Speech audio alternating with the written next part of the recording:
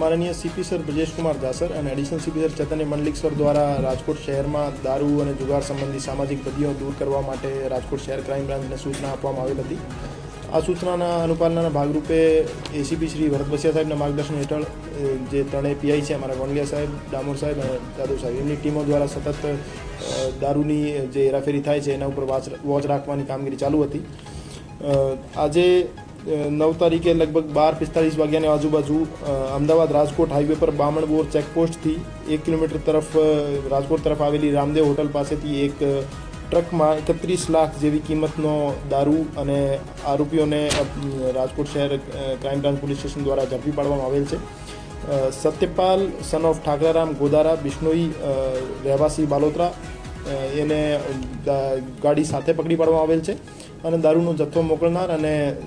જે દારૂનો જથ્થો મંગાવનાર છે એમના નામ ખોલવામાં આવેલ છે અને કુલ 31 લાખ જેવી કિંમતનો શરાબ એમની પાસેથી બરામદ કરવામાં આવેલ છે અને આગળની તપાસ હાથ ધરવામાં આવેલ છે।